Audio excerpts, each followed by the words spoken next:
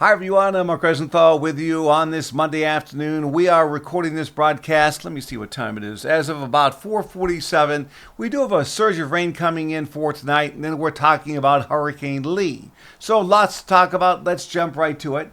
First off, and show you that we do have a flash flood watch in green until later on tonight. In that little red box, there is a flash flood warning. Heavy showers and thunderstorms are now breaking out. Radar backing me up now across southern New England with heavier showers and storms through portions of Rhode Island eastward to about Rehoboth. More heavy showers, maybe some storms embedded in western Worcester County and also off to the west of Hartford. Everything is moving off to the east-northeast. So if you're going out tonight, you will need the rain gear. Let's talk about Hurricane Lee. All eyes are on Lee. We'll talk about exactly where she is in a second. It could come close to New England, giving us rain and wind. That field may be expanding west. As the storm becomes more ex-tropical by Saturday morning, losing that real warm core to it. That means everything starts to expand out east and west.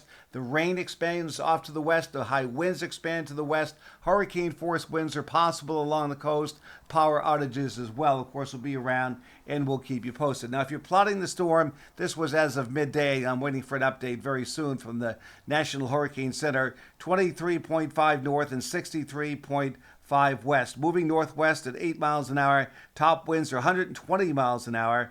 And the central pressure, 948 millibars on your barometer. That comes out to be 28 inches.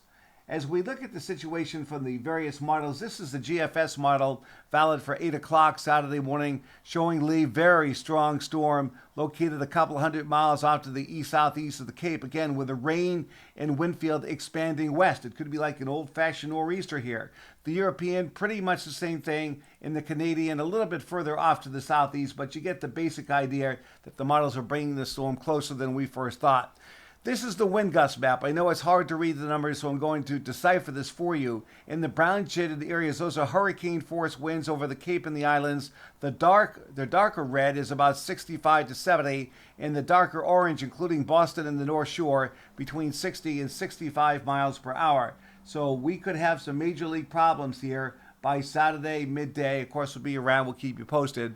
Forecast for Boston overnight as we look at the 7-day. Talks about occasional showers, maybe a thunderstorm. Overnight low temperatures falling back into the upper 60s. A lot of clouds tomorrow. There could be a few showers around. That should be ending. We might see a little peekaboo sun. And then more rain comes in on Wednesday with a cold front. Thursday is nice. And then things start to go downhill for the start of the weekend. But I want to tell you this, folks, as we come back to me, this is a changing situation.